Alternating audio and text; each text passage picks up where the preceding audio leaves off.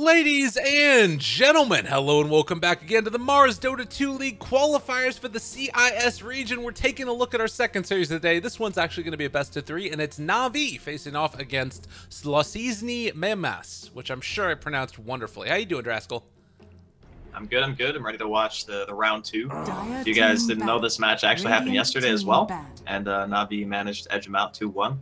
But I'm looking to see if they've changed their picking style against Na'Vi specifically, because from the drafts that I saw in the last game, the second draft reminded me more of what they played yesterday than the first one, and the first one was like completely different, which I thought was great. But yeah, this time around, they've got a little bit more experience under their belt, but Na'Vi still, to me, is going to be the one with the upper hand. All right, well, we'll have to watch and see if they're going to be capable of, building that advantage that they had into the next round. It should be noted real quickly, I misspoke earlier, Gambit is not eliminated from this tournament. In fact, they don't eliminate anybody. It's all seeding that goes on through the first round, which I actually really like a lot. So right now, Vega and Team Spirit from Group A and B, respectively, are already through to basically the semifinals. And then you have a second round of things, which is this match is being played for, basically. So a first round bye for either Na'Vi or SM, and then the other bottom two teams are going to have to play off each other from each of the respective groups. So all to say that I was wrong before, nobody gets eliminated. I mean, that's kind of cool. You get a second chance. You know, give these teams that are up and coming more experience and an opportunity to play against people better than them, because that's how you learn, right? Playing against people who are like equal skilled, it might be exciting, but you don't necessarily learn the most. When you get owned, you're like, wow, I just got owned. Why did we get owned? And that's what helps develop a team. So more opportunities they get, the better, in my opinion. So yeah, I'm also a fan of just the pure seeding. It's really, really cool. And the other thing, too, about it is you don't get eliminated for a best of one. Like I said, it was exciting the last game, but at the same time, it's also disheartening. Like, you don't get a chance to react and change your drafting status up in the next round of it. So very, very cool stuff. This game, though, Chenban, as well as the Gyro, DP, Omni, Beast, Enchantress. So Tiny's still left in the pool, Sand King. Anything else that really stand out to you? No, I think those are pretty much the main ones. I know Na'Vi likes the Sand King a lot because they have General who plays it, and I'm sure that LeBron or Lil can field one as well. But yesterday, it was General who played the Sand King, and he crushed it. Like it was a great game.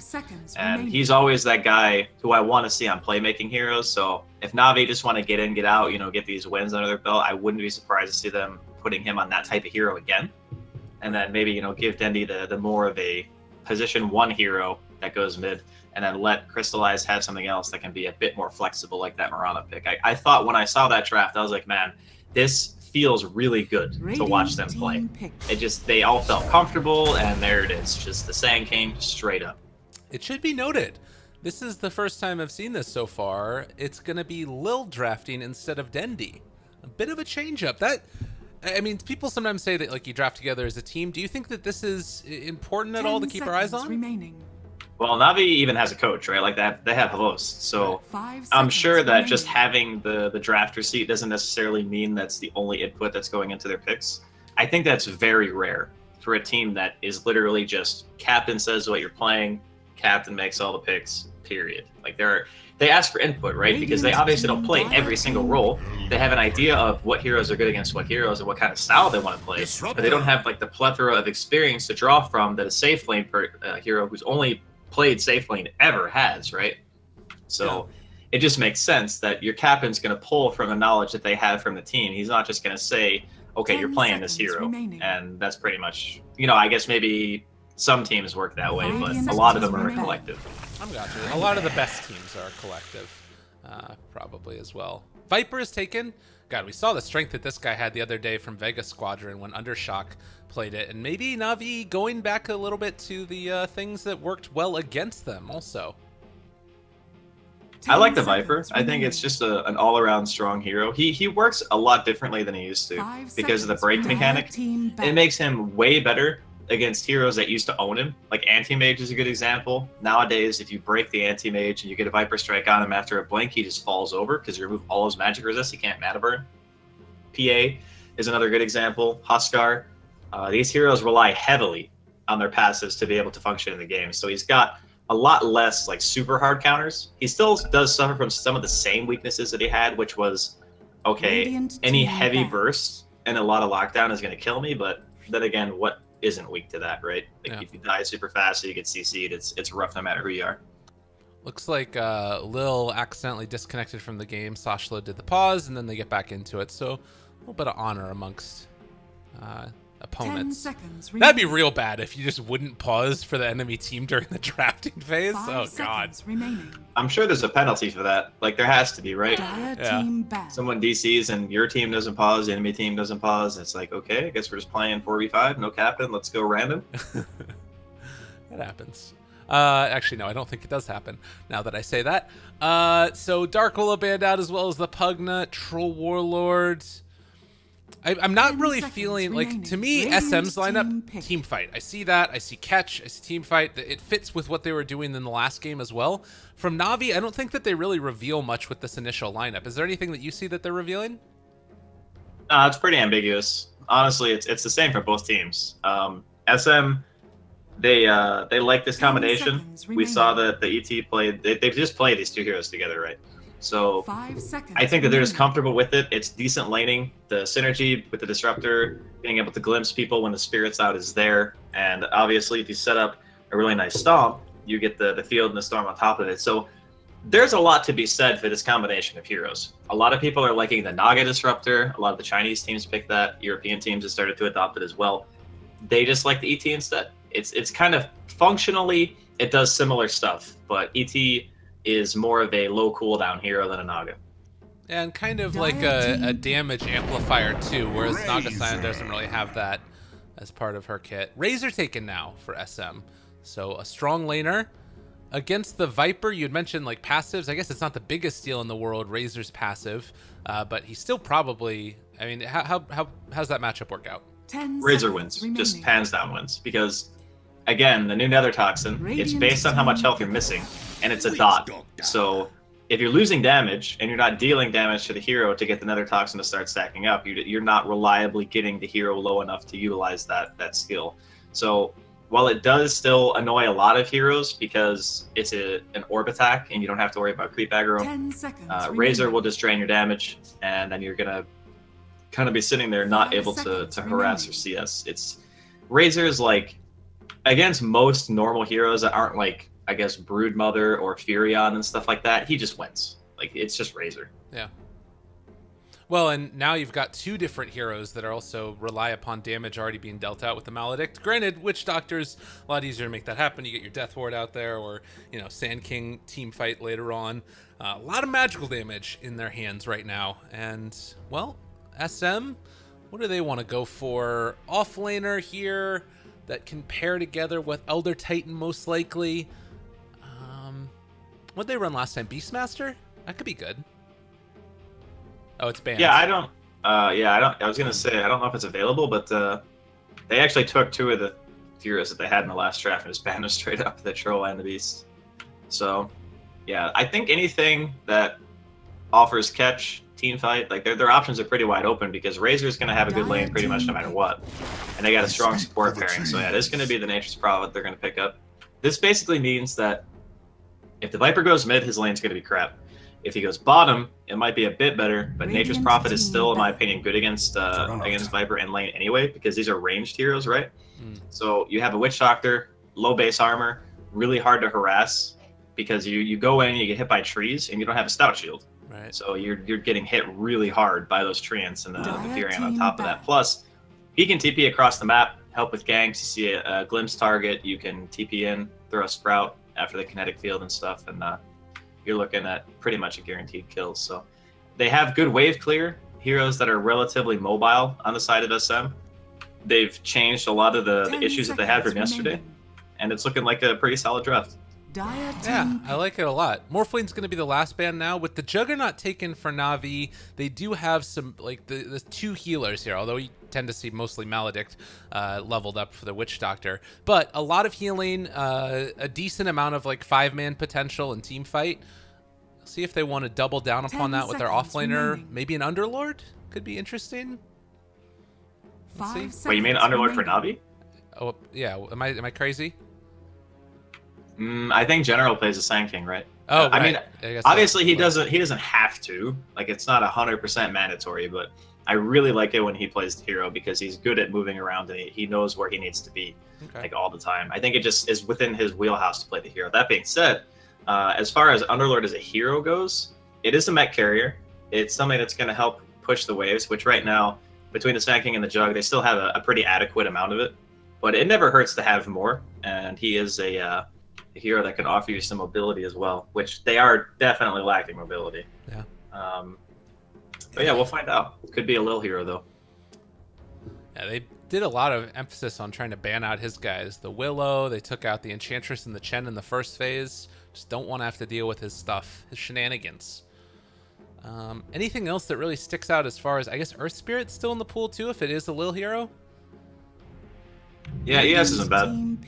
I don't hate it. Okay, that's General's hero then for sure. Okay. They're gonna keep the Sand King on the support and Tiny in the off lane. So it's another hero that does kind of move around, so it still fits within the same like criteria that I like to see General on, a hero that can kill stuff and walk around. So really good all-around team here from Na'Vi. Same can be said for SM. The drafts seem a lot closer than they were yesterday. Like that Sand King Mirana draft that we talked about earlier, I thought that was like an insane outdraft. Like they got owned that game in the third one. But this time around, they seem to have a much clearer understanding of what they want to do. And we're looking at potentially a safe lane here. Well, what is available? I wish they just had like a hero thing that I could look at, because a lot of the time you don't think about the hero unless you can literally see them, right? Yeah, I'm with you. Whoa! Now select your heroes. Your king has arrived. All right. That's one that I haven't seen in a minute. Let's see, Wraith King versus that team. So, I think it's gonna be. Is this a good Wraith King game? I mean, I understand why they pick it. They want it because it's a hero that can stand in the front line, kind of take a little bit of abuse, allow the Razor to get some kind of damage output, static link going so he can start to deal damage and whatnot. But man, there's just so many stuns and like slow on Na'Vi. It's gonna be, I think, pretty difficult for him to reliably hit his target. He's definitely gonna need Blink this game. I'm curious to see if he goes for that like Chrysalis thing. And they're actually switching things up now. They're putting Lil on position 5 and LeBron playing Sand King. LeBron used to be a 4-player. So I'm wondering if this is actually going to be like a full role swap for them going forward at all. It might just be comfortability on the hero. Yeah. I think when Lil played for VP, he played like the Visages and stuff like that, but I don't think he played the Sand Kings. So again, it's just about how comfortable you are on the hero, because if you look at SM, they kind of did the same thing, right? Like the Naya is usually their mid player, right? But he's playing Wraith King. So how much experience do you have on the hero versus is the lane going to be good or not? Well, it's going to be interesting to watch and see. I am certainly curious to see how the position 5 Lil goes, at least for this game. We'll see if it ends up being a reoccurring trend or not. But General moving down bottom, he's got himself the lovely little tree. I guess key things to watch out for as far as the laning stage go. You talked about the Viper versus Razor matchup. That's going to be something. I guess, is there any rotations that we might see from Na'Vi to try and help out with that lane? I don't know if they're going to be able to, because the Furion's going to be top, and to the moment it looks like he's going to be joined by the Elder Titan. So this is a really good dual lane, like super strong. And this Juggernaut could be experiencing a lot of pressure. So who's going to rotate from mid is kind of the question. Does LeBron decide he wants to sack the Jug and try to help with the Razor? Because I don't really see him doing much in that lane. Yeah. I think that they might have to leave the mid lane more of an isolated event. The alternative is that Lil feels like no matter what, he can't do anything top, so he just leaves. Right. And then maybe the Sand King comes top and then Lil sits mid instead. I guess those are the two likely things that could happen. But as far as lanes go, I'm thinking that SM probably win 2 out of 3 of them. It's hard to come back when that does indeed happen. They're going to throw out some of these casts, try and get some last hits here. And a quick little hit with the Spirit, and the bullying has begun. Orb of Venom, Nature's Prophet. All the trees just sitting there ready to punch people in the face. It's going to be painful. Dude, this hero's laning is so good. It's like... I wanted to say he's almost the best laner in the game, and then I remember that there's Brood. But Yeah, he's definitely up there, like top 3, I would say. And he also has one of the best taunts in the game. So good. But Dendi already starting it off, getting a little bit of damage stolen. Not a ton, but still it's going to be tough for him to last hit against this Viper, or rather against this Razor. And down bottom, they've had down the Sand King as he's getting kind of bullied around a little bit. Body blocks coming from Yume as well. He does have a Burrow Strike. Almost got that Courier, although he would have needed a second hit. Burrow Strike to the south. Eats his way through the trees. Nice play there from LeBron. Needs the mana. They ping out that he's over here. And he eats further into the trees. Oh my god, is he going to get away? LeBron does it. Yeah, he wastes a lot of the Wraith King's time. It's actually pretty good. Lets General get level 2. He's actually almost halfway to level 3 right now. Even managed to secure the range creep as well. So I'd say that's well worth it. Because what, that was 2 stuns. And now the Wraith King's sitting on no mana unless he wants to pop a mango. Wow, and up top lane, Lil forced to take the Voodoo Restoration level 2. So their kill potential, if they had any at all, is like completely gone in this lane. Yeah, this is a rough one. I don't know what they're going to do in this lane, honestly.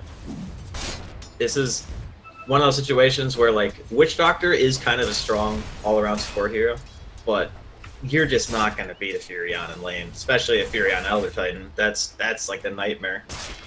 No. It'd even be worth it just to think about sacking. I guess that, you know, it's sort of a battle of who's going to be hurt the most between this Wraith King and the Juggernaut from having somebody in their lane. Like, the Wraith King is still not getting, like, all the CS in the world, but laning against Tiny, rather, is never the nicest thing in the world. That's going to be the comeback mechanism, really, for Navi's lanes, because they will likely lose mid and top, but because General's having a pretty good time, I think of anyone on the side of Na'Vi, if I was going to rely on someone to bring it back during the mid game, it would probably be him, especially if he's on a hero like this. So I'm thinking that even though the lanes might not be great for Na'Vi, clearly they have methods of coming back. They got a ton of stuns, good damage output, and the capability of pushing towers. So it's just going to be a little bit of a struggle for like the first 10 minutes or so. I guess the other thing is keeping their eye on that Nature's Prophet and making sure that he doesn't like end up finding a rotation down bottom and catching General out of position. Because if they start losing that lane too with the teleportation, things could fall off the rails very, very quickly.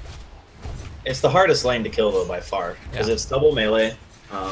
The Sand King doesn't have a stout shield, but General does. So even though he's got that 0 base armor, it's real difficult to kill a hero with almost 1,000 HP as we announce into the game. Burrow Strike. They got themselves a little catch here onto the Wraith King. LeBron trying to body block. Not going to happen, though. And, well, obviously, with no toss, General not able to get it. He went for the 2-0-1 build on the Tiny. Yeah, I'm not sure why he opted to go for this. Maybe because he didn't start with any mana regen, and he knows that he won't have mana for toss anyway. So he just said, okay, level 1 and 2 Ava does more damage than toss, and you know it does cost a little bit more mana, but it's the same reason why you don't level Arrow and Starstorm on Mirana together, because you just don't have the mana to cast a spell when you're roaming, right? So you just level 1 instead, because you don't want to have to keep spamming clarities. Yeah. It definitely means that his kill potential is significantly less. He's going to get it now, but nonetheless, it is going to be a bit of a static one for them there, and it does look like Sand King, after picking up bounty runes, we'll see if he decides to go mid or if he's just going to come back bottom. Yeah, just back towards bottom. It's really tough for the Sand King to make a rotation. If he does, it's most likely going to be top, because one of them's a melee hero. There's already another stun to set up for. Going mid, there's no stun. Maybe once Dendi hits 6, he'll opt to go in and maybe go for a Burrow Strike, because then you got the Viper Strike to follow it up, and that's enough to kill. But without it, killing a Razor is going to be tough. Oh, very static laning stage so far, as we talked about, and it does look like they are going to try and go on to General here a little bit, deal some amount of damage, but the toss away means that he should be fine with all of his stick charges and everything else. So again, no real chance for a kill as Sand King is making this rotation, but it's too hard, as you said. They got the good vision set up, though. He's got a very nice ward on the bottom side of the river, so Dendi will know if there's going to be any heroes rotating on him. I don't really see that happening. Like, as hard as it is for them to kill Razor, it's kind of equally as hard for them to kill the Viper, just because not really a lot of damage and crowd control coming out. Oh, General. No points in Glimpse. And with those stick charges, he's going to back away again. He's playing this one just very, very close to the chest. And now looking for the toss. He actually ends up hitting it. Uses his own teammate to kill him off. Nice play from General. Yeah, that was a really nice combination. That just shows that he has experience on a hero. A lot of people would try to get in close for a stun instead of just throwing a hero and then stunning them both together. You know, that's just the hallmark of someone who plays it a lot. Yeah. LeBron, they do have Glimpse, but just outside of range means that no chance for a kill from SM in this bottom lane here. But First Blood, still Radiant doing quite well across all the other lanes. Yeah, it's to be expected. The bottom lane is the only one that I feel like SM would most likely lose. As General's going in, nice Glimpse though. Ooh, and they actually made the rotation mid trying to find a kill with the Razor ultimate. And Dendi actually is going to do some pretty substantial damage to him here. We'll see if they're trying to bait this into something. Yume ends up going down to General, and almost enough damage here with the corrosive skin. You need to be careful. Dendi won't be able to walk away. Yeah, so even though he had that damage stolen and Dendi didn't physically hit him for anything, the poison attack was going to be the one that killed him because of the damage that it does now over time when you're missing HP, so... Yeah, it was a good move on his part not to attack, because if he did, it would have been one poison attack from Dendi, and he would have just died. Yeah. So still close. That rotation doesn't bear fruit for the Nature's Prophet. Still, though, it does feel like it's now Crystallize having a bit of a better time in this lane. He's been able to get himself to 30 last hits, 33 denies, in comparison to the 40 for Nature's Prophet and 10 denies. Yeah, the thing about Prophet is, even though he wins a lot of his lanes, he doesn't necessarily carry items super well. That's why you see such a wide range of builds on him. Where he might be in trouble. Looking for the stomp to try and turn this, but with the rotation from that Sand King, it should be enough for Sashla to go down. Ends up dying to the Caustic from LeBron. Nice bit of movement there. Once the heroes, the supports, and Navi start to get some levels, they finally start moving around the map, making things happen. And General, the man, still just doing whatever he wants. He's got almost 1,300 life, and these two heroes on the side of SM really just can't kill him. That Disruptor almost died, actually, while they were doing a little skirmish top. He's sitting at about 100 HP right now, so... all in all, Dendi was the one who was supposed to have the worst lane, pretty much, but he's still, you know, holding his own. Yeah. Holding it down right now, and if you can break even there, if you can sort of come even at the other lanes, take that as a win. There's going to be a rotation mid now, it looks like, as LeBron as well as Lil want to try and set something up onto this Razor, and now Dendi going to make that extra little bit of space. He went a bit too far forward and is going to be punished now as they get that kill. Oh, they're going to get General, though, I think. Oh, the trees! Oh, no. Oh! No! Oh, God. That's a feels bad. Double damage. Wow. Well, they end up kicking themselves after that one, so they kill off the Razor and don't get General down bottom. Radiant's top tower is under attack. To be fair, that just wasn't a good Sprout anyway because he had a Quelling. So the only way that kills him is if you position the Sprout so that both sides of the trees are in front of him. Oh no, and Razor again, just gonna be Omni Slash. He just TP'd in, just respawn. He's gonna die. And that's a tower maybe, or at least a lot of damage to it. Under attack. Yeah, I think the tower's actually just gonna die. Navi are just outmaneuvering right now. Really good warding.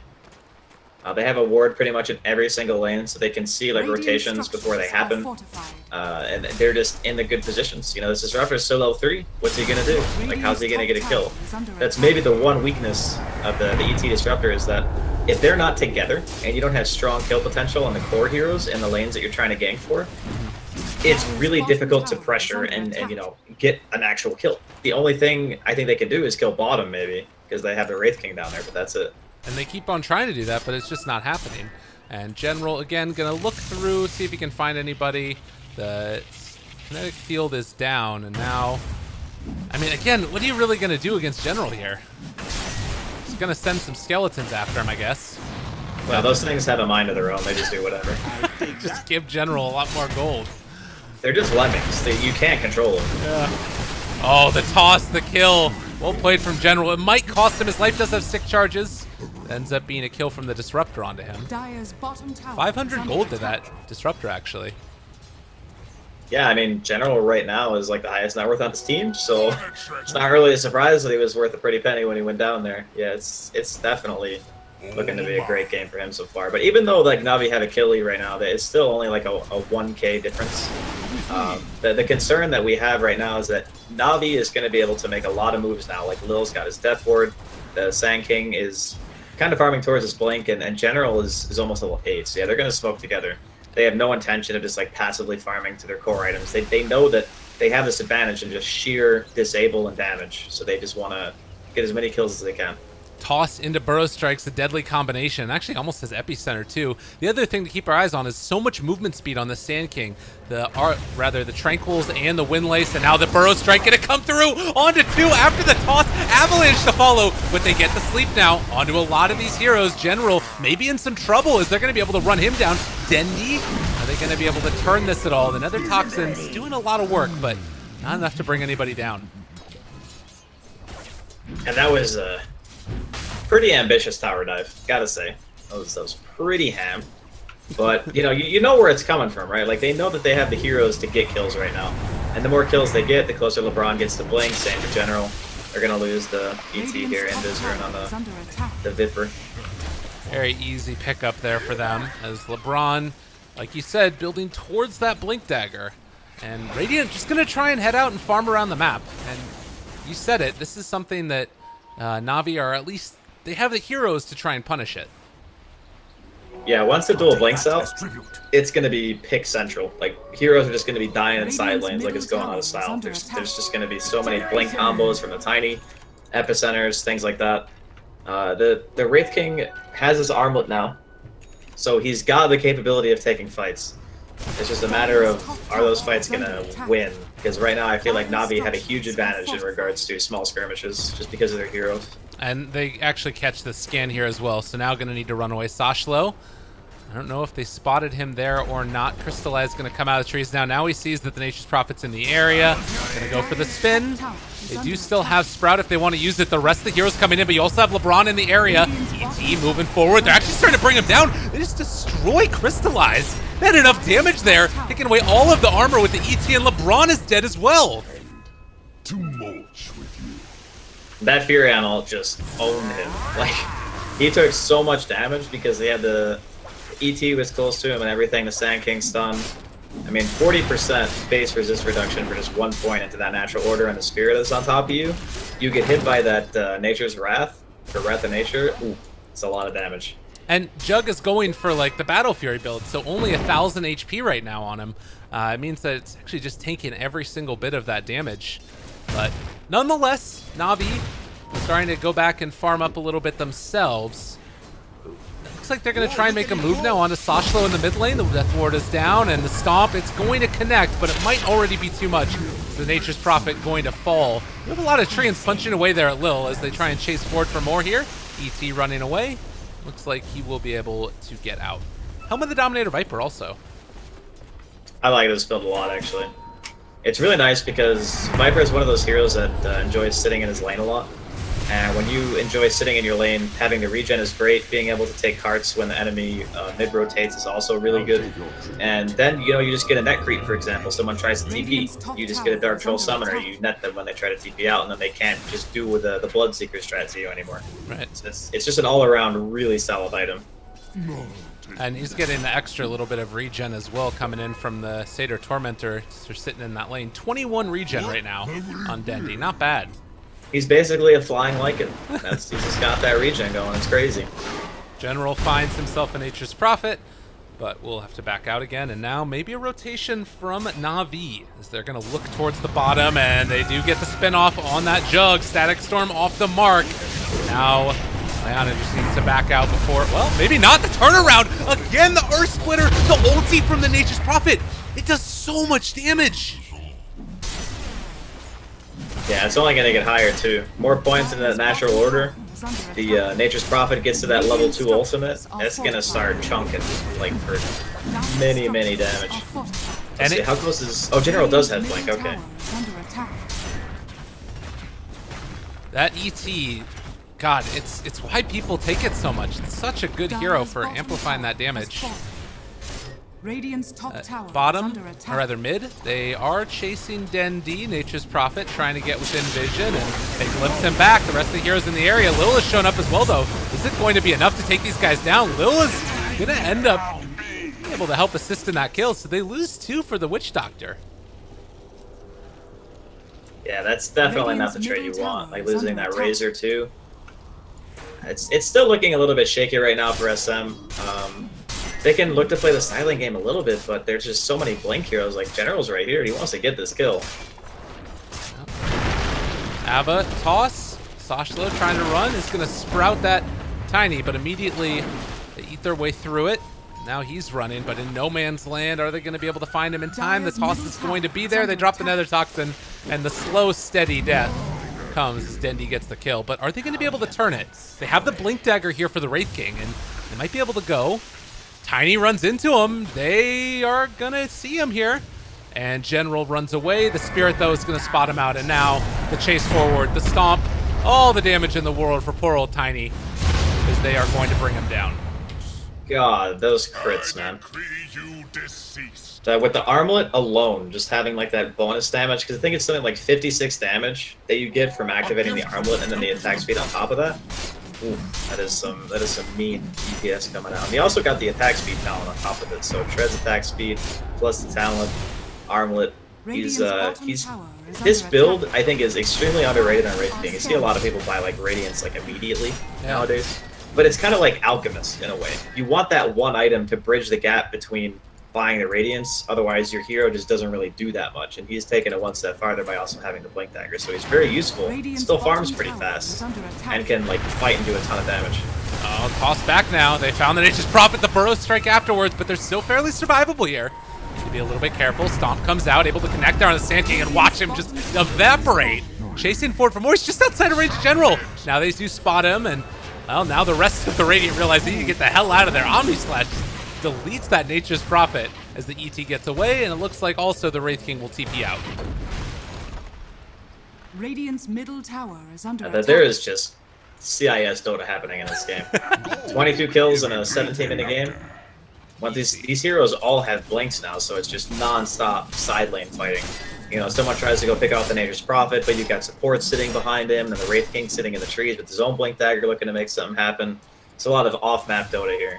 And you can see the map. It's just absolutely covered in wards. Yeah.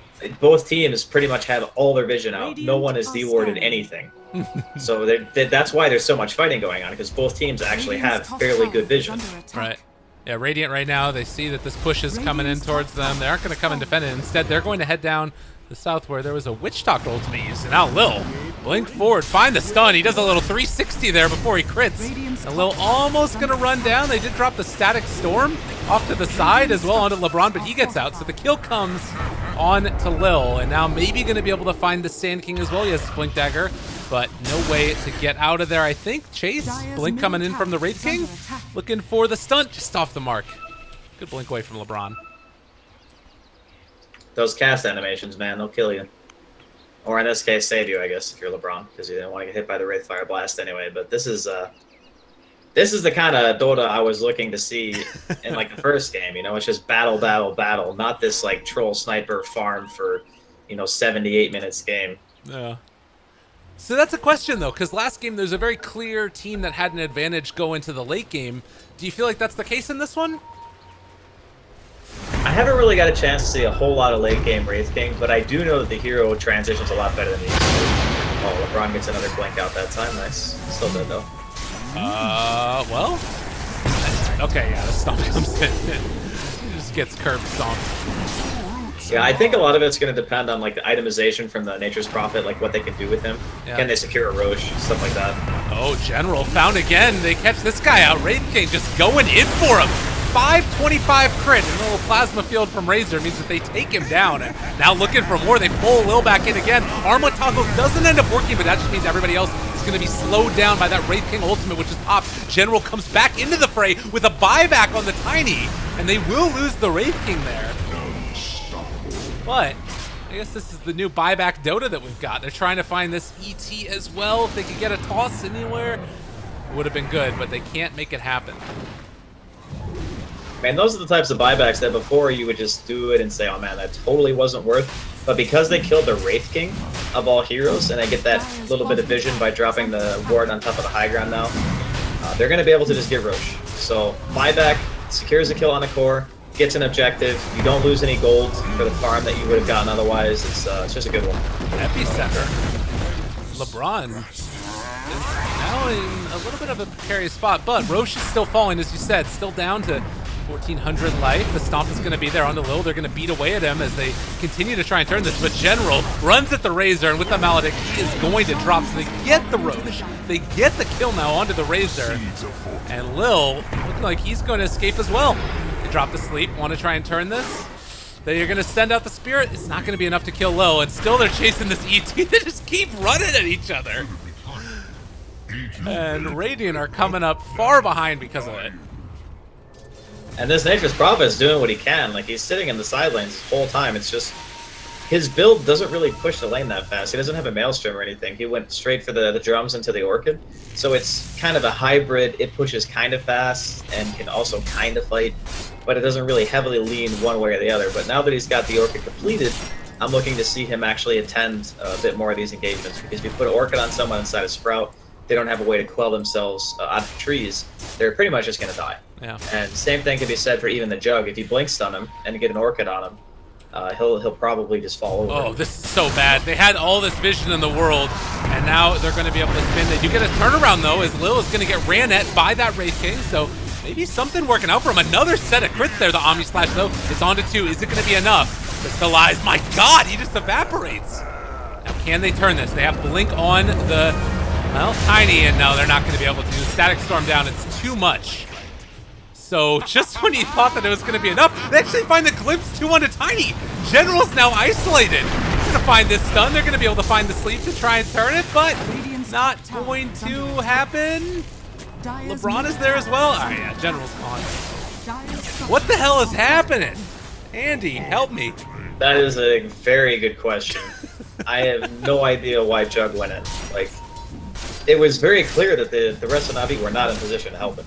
Like, they were not going to be able to do much. I don't even think Epicenter was back up yet, like it is now, but I'm wondering if it was still on cooldown from when they used it on the support disruptor before the Roshan kill. So they get this like really big advantage, take a great team fight, and then they just toss it right back. They're like, okay, we're just going to lose our Jug 2 times in a row. We don't get the tier 2, waste Omni. Like, that was just a really awkward series of events. This is so weird, but still 14-19, 3K net worth lead. In spite of that, it's like Rosh down, and I guess, like, normally you'd say, oh, you feel bad because you had the Aegis, but you still couldn't win the fight, but it wasn't the fight that they wanted to take anyways. This is a sort of a weird one. So I still think that, like, when they have everything up, Na'Vi is a ridiculously strong team fight lineup. Yeah, for sure, but it's one of those things where if Na'Vi lose this game, they're going to look at what just happened mid and go, this was a big reason why we lost. Right. Like, we had a huge advantage, and then we kind of just did this silly move. We lost a bunch of core heroes for really no reason at all. We didn't have to do this. We could have just been pushing other lanes and farming and been even farther ahead. So, yeah, at the end of the day, it does depend on if they win or lose, but they're going to find this Wraith King here. Well, there's the cast going to go out, but they also have Sashlo in the area. The silence is there on to the Witch Doctor. Omni Slash to turn actually transfers over to the Nature's Prophet, so they both go down. A little bit lucky there, but combo together with a little bit of skill, and now they've been able to find the Razor. Passive broken, nowhere left to go. They lose 2. Yeah, that was much better. Like, just getting the initiation that you want, even though the bounces actually were perfect. Because if all the bounces went onto the Wraith King, then at the end of that, the Nature's Prophet would have been able to cast Orchid, and then maybe they turn it around with a stun. Right. You know, like, that could have been a bad trade. But the fact that it bounced to Shatchlo instead, that was just super lucky. Yeah. I'll take that as true. Well, and you've got again the situation where the Radiant's Wraith King is going to be coming out soon. He keeps on moving around the map, trying to farm it out. Also, level 3 ulti is going to be up soon, which is really hard to deal with that here. And I guess that's something else to mention, is it's a lot of big teamfight ultimates from Na'Vi. I feel like they need to burst him without using too many of them in some ways. Yes and no. Like, his tankiness on a Wraith King before you get, like, your AC, for example, is not that high. And if you're sitting in a Nether Toxin Cloud, for example, and you don't have the ability to crit, you're still going to die pretty fast, and your damage output's not going to be that impressive. So I think that they do have ways of killing him without really committing that much. Okay. And Dendi's also going for Ags. So because they're going to have the Viper Strike cooldown really low due to the Aghanim Scepter, and he'll most likely get the Viper Strike DPS talent on top of that, this hero does a tremendous amount of damage in the mid game. Okay. Like Viper is probably like one of the best at not only isolating and like countering a core, but just straight up killing him. A quick jump away there from the Sand King, and now again they're playing with not a ton of vision in this area, and the wraparound is going to be coming now. General's going to back out, but it's Disruptor. You got to be careful here. They do spot out LeBron, and now they'll be going for the Stomp. The Orchid's there, and that is a dead Sand King eliminated. And in the meantime, though, mid and top are just being pushed right now in favor of Na'Vi. Denny's got the double card thing, use the Helm of Dominator, he's going to force him back, and this nice ward is going to spot one more hero before it fades, I believe. Oh, no, never mind, it's only got like 2 seconds left. But he's got a... he's good. I was going to say, yeah, he's got a spin TP, but... yeah, I said Na'Vi still maintain like a pretty good foothold in the game. 7k lead right now. I do kind of wonder if once this AC gets online, even right now, if Wraith King gets a couple of crits, it feels like he can almost kill off that Jug even with the spin TP. Oh yeah, for sure. Like he will do a ton of damage if he's able to just sit there, especially once that AC's done. He's gonna chunk. And that's when it starts to feel kind of bad playing Jug, because right now he's got Manta Battle Fury. If the ET is standing next to him and he's spinning, he still doesn't have any armor at all, pretty much, besides what he gets from the Aquila, which is, what, like 2? Right. So, partner that with the fact that Radiance has a lot of flat damage on it. You get 1 or 2 lucky mortal strikes, and you could be going into the dirt real fast. Yeah, and I wasn't sure. I'd forgotten that Natural Order pierces spell immunity, too. Pretty big, significant thing for that Juggernaut, and then also the Solar Crest on top of that. So, you know, if ET is able to stand by that Jug, things are going to be hurting. Any of these heroes, really. Yeah, that's also the beauty of the ET, is it gives your team scalability no matter what kind of composition you have. Whether you're reliant on magic damage or physical damage. Like you could be the ET salesperson, right? Doesn't matter if you're magical or physical, we will increase your damage. That's pretty much his best attribute in the late game. Static Storm ready to drop there. They actually go for the stun first. Now the Static Storm, LeBron couldn't get the stun off, and in turn, they're trying to bring these guys down. They're gonna be able to do it. Doing so much damage there, and now the Razor jumping forward for more as well.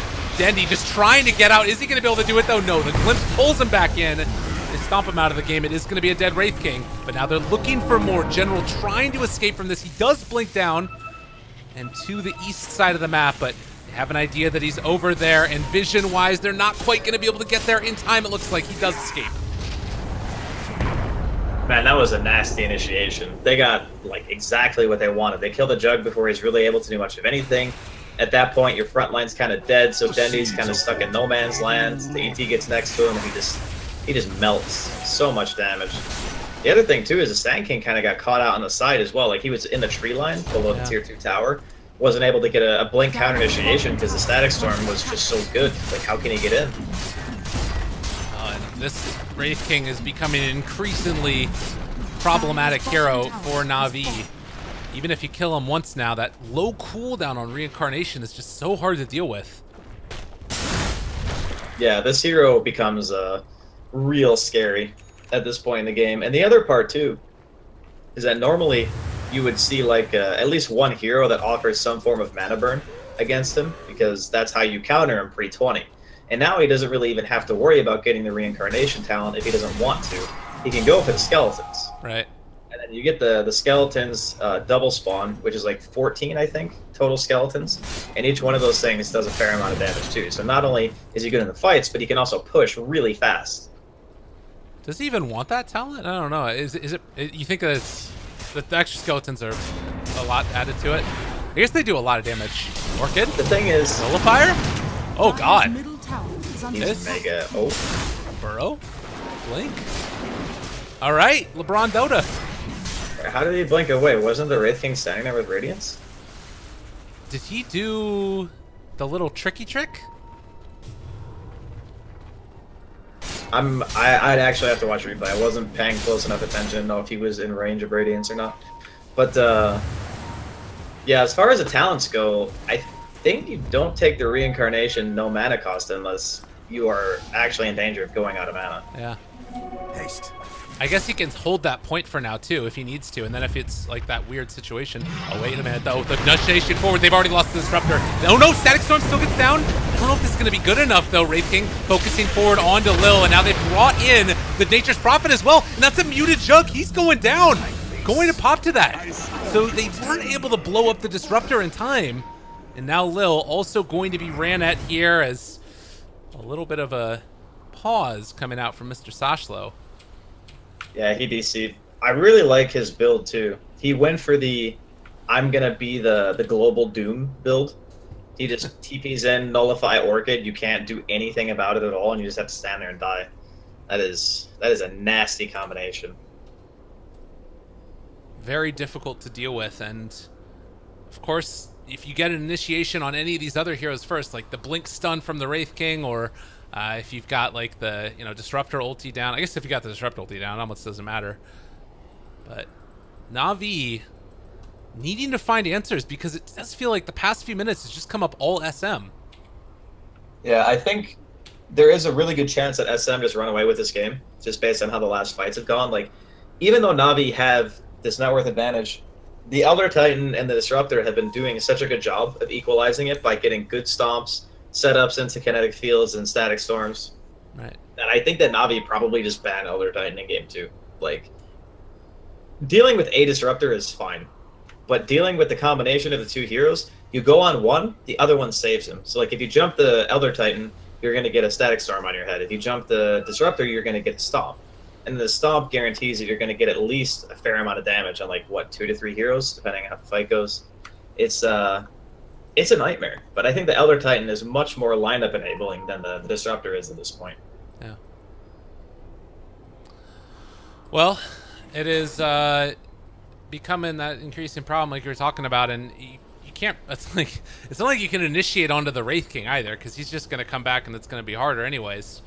I think that you do need to take down one of those guys, and it just hasn't ended up working out for them yet. Lil hasn't really been able to do all that much. He's been making things happen, but again, it's like it's all up to these other heroes for Na'Vi. I need to find LeBron like a big epicenter, which we haven't really seen this game. It's been always feeling like so chaotic, the team fights. Yeah, I think it's because the nature of the fights, it's always kicking off with the Radiant getting like some kind of good stomp initiation. Yeah. And once that happens, like, the Sand King can get an epi in, but is it going to stop the heroes inside that stomp and, like, ET splitter with the Static Storm? Is it going to actually prevent them from dying? Probably not. So it's rough to be the counter initiator. I think more than anything, you probably want to be the ones to go in first. I think that's why General saw the Disruptor and he goes, if I kill this guy before he gets his spell off, this fight's won. Right. Because we don't have to worry about, Crystallize getting isolated. But I guess now he's got new things to worry about with Shatchlo's build and his Nullifier Orchid combo. You can see he wants that Blink Dagger Linken's even. And at that point, you got 2 items that deal no damage, and you got to worry about how we're going to kill the Wraith King 2 times. So yeah, it's looking not too bad for SM all around. Like, obviously still lots of Dota to be played, but they got a good chance. Yeah, and they're just going to run down bottom lane and maybe try and force out some buybacks. Viper doesn't have it right now, but I don't even know if they're actually going to need to. Well, I don't know. Can they force this? Mid lane is still pushing. Yeah, they have a chance to get back. Yeah. There's 2 cards hitting your tier 3. Why is no one TPing it? All right, there we go. Oh, there's the epicenter. Wait, they canceled it from the Razor? Why did he cancel it? I guess because he maybe saw that Sand King? I don't know. But they lose the tier 3 tower. Interesting calls. Lil is going to be there. Tries to take down this Wraith King with a little bit of the Maledict action. And the Death Ward is going. The Wraith King does not care. They kill him a second time now. Burrow strike onto 2. Nice initiation from LeBron. Can they find any more? Razor trying to back out. Actually ends up getting stunned as he goes in. But now they're stealing damage from General. Starting to get the sleep onto him as well. But they're focusing these barracks. And the Nature's Prophet coming back means that they were able to fully push out the lane with all these treants. That was such a weird series of events. They get the melee racks down to about half, so that's not too bad. I like the combination of the Elder Titan Solar Crest on the Wraith King with the Radiance too. That combination of items is so strong, because normally when you stack different types of evasion and stuff, it doesn't stack like 100% effective, right? Because you're doing one type of evasion or crit or something like that. Yeah. And then in this case, because the Radiance is a miss aura, and then you're getting a flat amount of evasion from the crest, they do stack. So it's a full like benefit from both of them. That's why you see Lifestealers now buying the Solar Crest and the Radiance together. Yeah, very neat combination of team builds going on here, and then you can also use it offensively if you want to blow somebody up. Not to mention, we've got ourselves the AC picked up on Wraith King, so crits have been big before, it's going to be even bigger now. Yeah, he's a monster. I don't know how they are actually going to stop him, because the Jug only has Manta Battle Fury still, and he's trying to itemize to protect himself. He's not itemizing to kill the Wraith King, he's itemizing to live. Right. And when you're itemizing to stay alive against a hero like Wraith King, you're not going to win the survival battle, man. This guy's got, what, 2,700 health with Armlet on? He's going to have over 40 armor, basically, with the Solar Crest, and he's going to respawn. You're not going to respawn. Yeah. Kill him once, maybe. Kill him twice, unlikely. And the plus side right now for Na'Vi is that they are having access to the shrines, which they're going to try and take advantage of now as General starts to hit away at it. The downside is that they've already lost one shrine of their own. And Roshan up. Ooh, Sand King? Up on the high ground. They spot him out. Oh, LeBron. They are trying to run away. They've got the Solar Crest on him. Vision, do they have any way to break it? They do. The Eul Scepter Razor. Very effective in killing off that Sand King. Yeah, that item has, or that build on Razor, I think I've been kind of sold on after I saw it yesterday. Yeah. Just because of that alone, just stopping people from escaping is pretty much all that matters. Yeah. Oh, watch out. Lil is doomed. And they do stomp to try and keep him alive. Got his healing off in time. Gonna try and turn this one, actually making it work. Instead, he's just gonna be an Omni Slap there on the Sashlo. Lil is giggling to himself. Dude, Dendi God. That was his centaur. Oh. He had the Helm of the Dominator centaur, yeah. And he did the stomp to make sure that he didn't kill him inside of the Nullify and the Orchid. I mean, granted, Dendi was just jungling, so... Yeah. Still, good awareness. Definitely.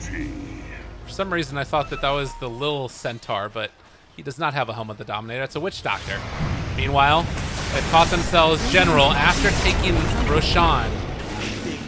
So, you know, you take down the Nature's Prophet, but you lose your Tiny and lose Roche, Aegis Cheese. Hurts. Yeah, they're definitely hurting right now. They're still looking for answers on how to kill the Wraith King. I think that the Viper is still their best bet, because he's the one hero who can kind of sit in the back and doesn't necessarily have to like get hit by him. He's got Hurricane Pike. He's working towards that BKB. That's going to be the point where they can start to kite him a bit. But again, you're going to have to kill him more than one time. And then you also have to deal now with the Aegis Razor, who's going to pretty much have his Shivas done, I would imagine, by the next time they team fight. And he's going to be walking into the fights, taking damage from the Jug, who might just be doomed anyway. Although I guess he's pretty close to Lincoln, so he'll probably have it. One thing that is pretty significant here, Lil has been able to get an Aghanim Scepter for himself on top of a Spirit Vessel and a Glimmer Cape. Like, he's pretty stacked up, and he's got the plus 125 Death Ward attack range. Lil might have become a core in some ways. Yeah, he's fat. He's definitely farmed for a... I guess in this case, he's a position 5, but it doesn't really feel like it, given how much he has. Yeah. But keep in mind, like, Witch Doctor does get a 120 GPM talent. At level 15. Yeah. Well, doomed Sand King. Nowhere left to go. He just dies to Sashlo. And now, moving up to high ground, they don't know yet about the Aghanims on Lil. They might spot it out now. There's going to be the stun. Needs to walk away. Buyback on the Sand King as well. And they're trying to deal with damage they can. Razor, BKB going to wear off shortly. General is also in some trouble. The Epicenter coming out. It's hitting on a nobody again. They just Eul Scepter and walk away. Mid lane, while this is all going on, they've been able to find the catch onto Crystallize, who dies again.